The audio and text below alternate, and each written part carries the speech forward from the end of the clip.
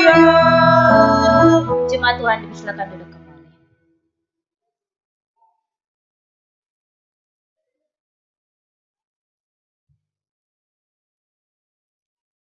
Salam. Bapak Ibu Saudara-saudari yang terkasih, pada hari ini kita menyaksikan tentang Yesus yang menampakkan diri yang ketiga kalinya kepada 7 orang muridnya di Danau Tiberias itu, di pantai Danau Tiberias. Bapak Ibu Saudara-saudari, danau ini punya sejarah penting bagi Yesus dan juga murid-murid Yesus.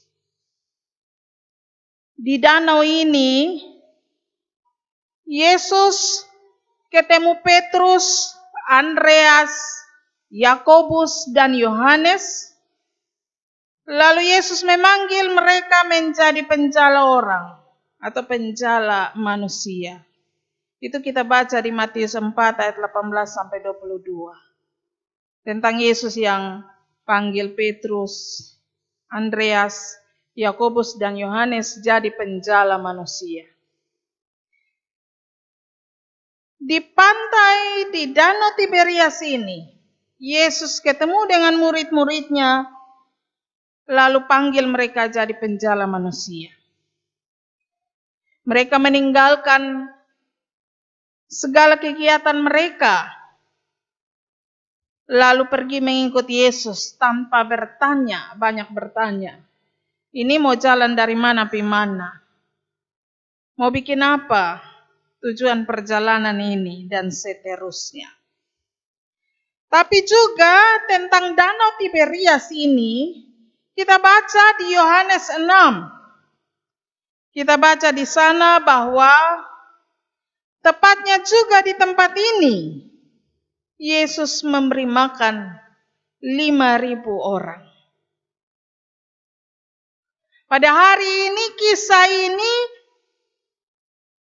dengan tempat yang sama diangkat dan disajikan kembali bagi kita dengan kisah yang hampir-hampir mirip dengan yang tercatat pada Injil Yohanes pasal 6 ini tentang Yesus memberi makan.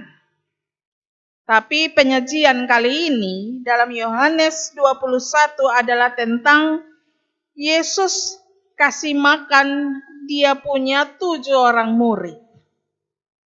Petrus dan teman-temannya begitu. Bapak Ibu Saudara-saudariku, menyimak kisah ini.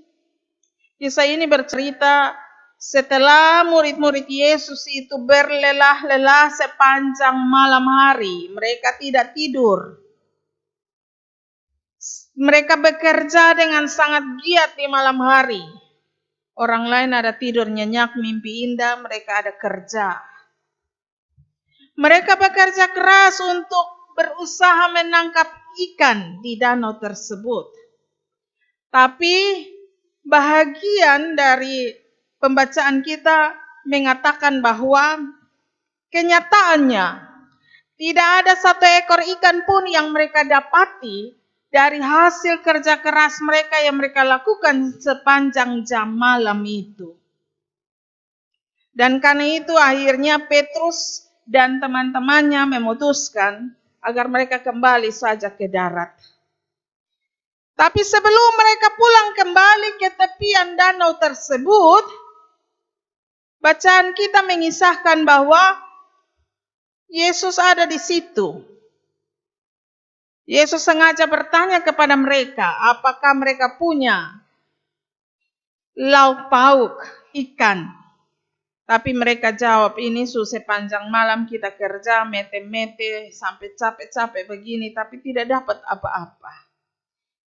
Lalu Yesus bilang, lemparkanlah jalamu ke sebelah kanan, di sebelah kananmu, bagian sebelah kananmu, kanan perahumu itu. Saudaraku, bisa kita bayangkan dalam keadaan lelah, tentu kita rasa ketika dengar perintah seperti ini, kita rasa bahwa perintah atau tuntutan ini dirasakan terlalu amat sangat berat bagi kita untuk kita lakukan. Begitu juga bagi Petrus dan juga teman-temannya. Sumete sepanjang malam. Malam itu mereka bukan mete duduk-duduk nganggur saja, tapi mereka bekerja. Jelas kelelahan semakin menghampiri tubuh fisik mereka. Setelah berlelah-lelah, pagi ini mereka pulang dengan kecewa, tapi belum sempat mereka sampai ke tepian. Ada lagi sebuah suruhan baru, suruh kerja kembali. Angkat jalamu, lanjutkan kerjamu. Jalamu itu harus kamu lemparkan ke arah sebelah kanan perahu. Saudara-saudaraku, tentu dalam pekerjaan yang dilakukan oleh Petrus dan kawan-kawan, bukan berarti karena ini pagi perintah bilang lempar jala di sebelah kanan. Mungkin yang terbesit dalam benak kita adalah jangan sampai Petrus dan kawan-kawan sepanjang malam mereka kerja itu, mereka buang jala hanya pi kiri saja, soalnya pi kanan mungkin. Makanya soalnya dapat ikan, dan sampai ikan hanya kumpul di arah kanan perahu mereka saja. Yang pasti kita boleh saja yakin. Bayangkan kalau kita ada dalam situasi Petrus dan kawan-kawan. Pasti jala itu sudah kita upayakan untuk kita lempar ke segala arah.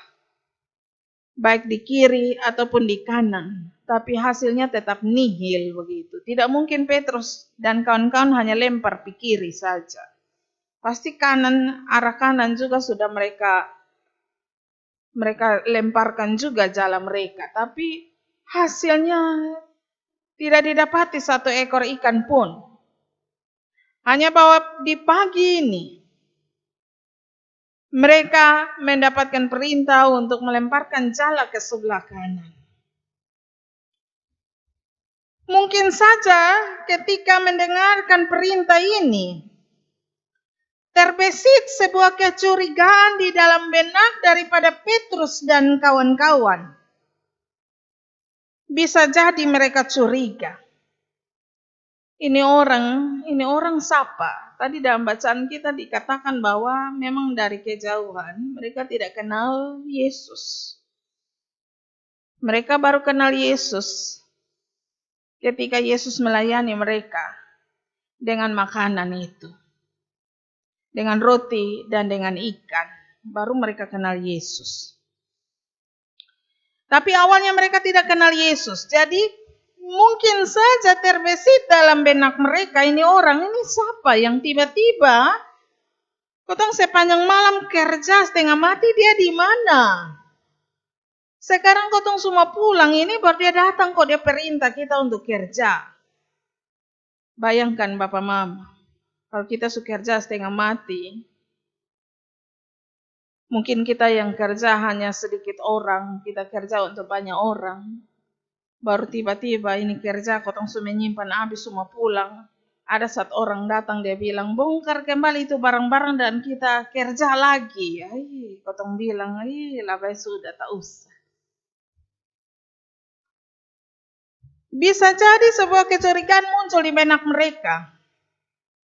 Selain awalnya mereka tidak mengenal orang ini, tapi mereka mencurigai ini orang ini jangan sampai dia bermaksud supaya Petrus dan kawan-kawannya ini akan semakin lelah, menjadi semakin lelah.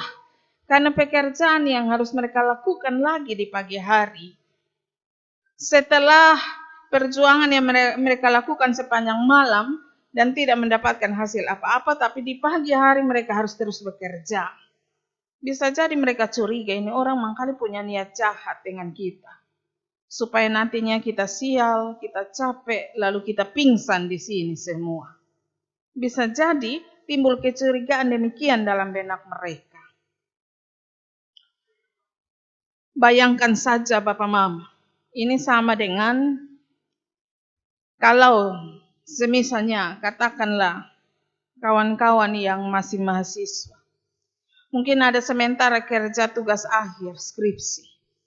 Besok Senin misalnya, walaupun dalam kalender Sudah merupakan tanggal cuti bersama menjelang Lebaran, tapi jangan sampai besok itu adalah hari dan tanggal di mana skripsi ini sudah harus dimasukkan, sudah harus diserahkan ke tangan dosen untuk diperhatikan, dikoreksi, diperiksa dan dikoreksi.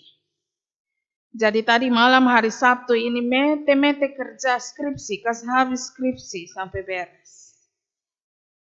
Dan karena sebentar sore mau cuci pakaian, akhirnya datanglah kita di kebaktian pagi. Belum sempat tidur. Baru datang kebaktian lagi, sambil berdoa supaya besok itu kalau bisa koreksinya satu saja, terlalu banyak. Supaya jangan bikin capek lagi. Tapi waktu datang kebaktian dengar khotbah yang dihotbahkan itu dengan kalimat yang diulang-ulang. Bayangkan perasa karmana, capek setengah mati ya. Kemungkinan yang dirasakan oleh Petrus dan kawan-kawan begitu. So, capek setengah mati ini pagi suruh kerja lagi. Tapi syukurlah saudara-saudara. Sebab kemungkinan timbulnya rasa curiga pada benak dari Petrus dan kawan-kawan itu kemudian ditepiskan oleh mereka. Tidak dihiraukan. Tidak diberi perhatian. Malahan saran itu, perintah itu ditaati oleh Petrus dan kawan-kawannya. Dan kita menyaksikan bahwa pada akhirnya ada berkat, bukan hanya 1-2 ekor, berkat berlimpah-limpah. Di bacaan kita bilang bahwa sampai-sampai saking banyaknya berkat mereka yang mereka dapat itu, maka jala yang mereka tarik itu menjadi amat sangat berat. Mereka harus bertolong-tolongan untuk menarik jala tersebut untuk kasih naik di perahu.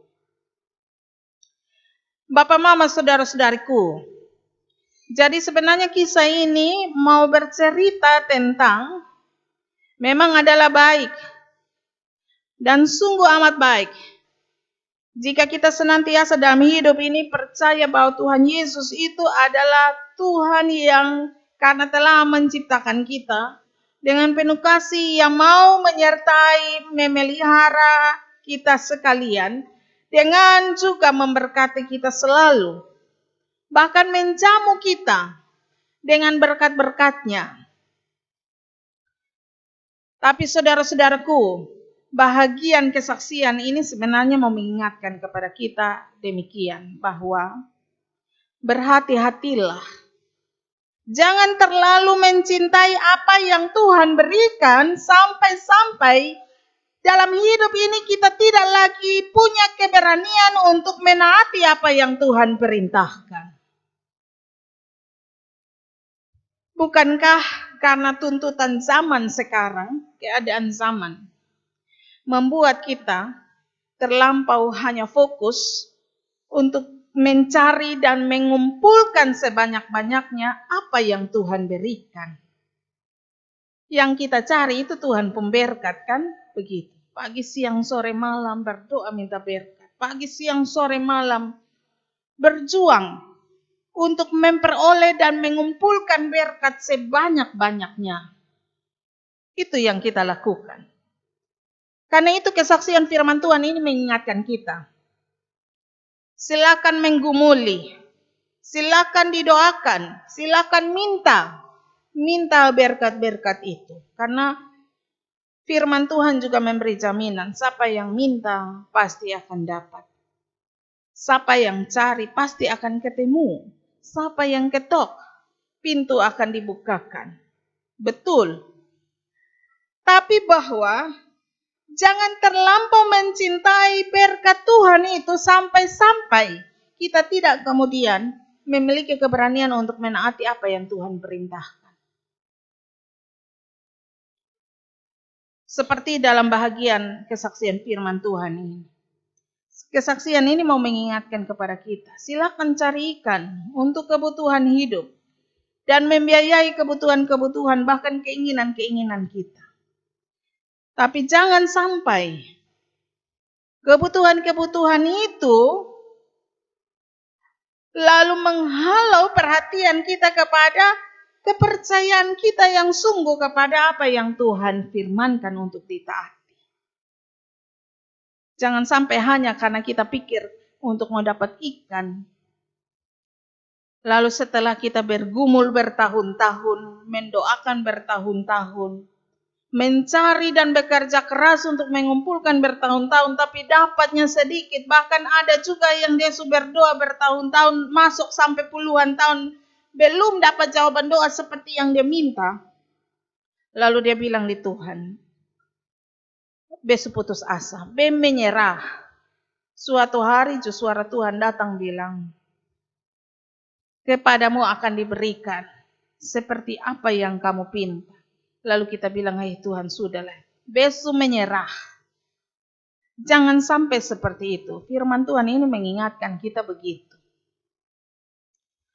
Lihatlah kepada Petrus dan kawan-kawan, kalau saja mereka terus memberi perhatian mereka kepada kecurigaan mereka kepada Yesus. Ini orang siapa? Kotong susah panjang malam kerja setengah mati, dia di mana? Kok tiba-tiba ini pagi kotong susah dapat apa-apa, semua pulang, baru tiba-tiba dia bilang, hai kamu, lemparkan jalamu di sebelah kananmu, kanan perahumu. Pasti kalau kita yang dapat perintah begitu, kita tanya dulu sebelum kita lakukan. Kita tanya, kita pertimbangkan, baru kita putuskan apa kita mau taat atau tidak. Ini orang siapa? Dalam kerangka apa bicara seperti itu? Tujuan apa? Pasti ada banyak pertanyaan yang kita lontarkan begitu. Tapi syukurlah Petrus dan kawan-kawan